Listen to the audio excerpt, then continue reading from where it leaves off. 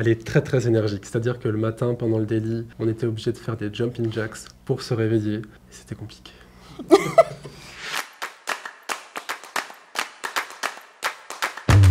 Du coup, moi c'est Louis, je suis arrivé à Decideum en 2022 dans le cadre de mon stage de fin d'études quand j'étais en master MIAGE. Et du coup Alison, donc moi ça fait 5 ans que je suis chez Decideum. J'ai commencé en alternance, j'ai fait 3 années développeuse pure, après de la chefferie de projet, product owner data. Et là récemment je viens de prendre le poste de responsable du centre de compétences de Decideum.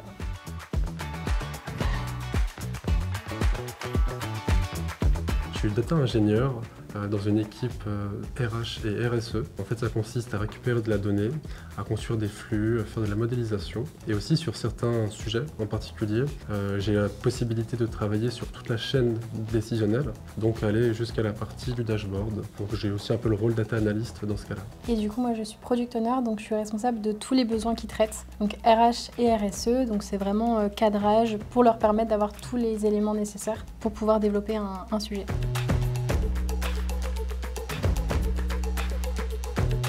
Alors selon moi, le product owner, il faut qu'il cadre suffisamment le besoin pour qu'ils aient tous les éléments nécessaires pour développer. Dans certains sujets aussi, il arrive que le data ingénieur aide l'APO dans le cadrage, notamment sur des éléments plus techniques. Et on l'a déjà fait en fait par le passé, et moi ça m'a permis de plus me responsabiliser et de me rendre compte de qu'est-ce que c'est les délais, les engagements sur les différents sujets.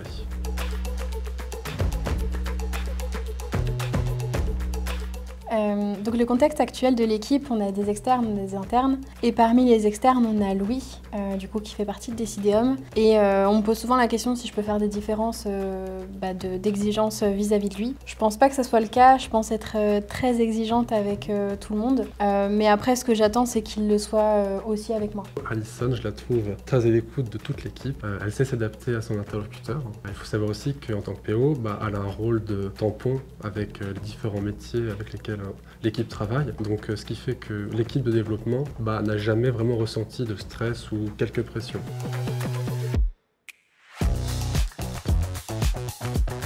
Alors globalement, moi je dirais méthode agile tout simplement parce qu'en data, on a l'habitude de fonctionner par itération pour produire des produits qui sont fonctionnels et utilisés, ce qui peut être un petit peu moins le cas avec la méthode cycle en V. Et en fait, on a différents rituels qui nous permettent de tout de suite embarquer de nouveaux développements et de livrer plus vite au métier. Donc de leur côté, ça a fait une meilleure satisfaction et ils sont en capacité de nous faire des retours ou de participer à la recette le plus rapidement possible.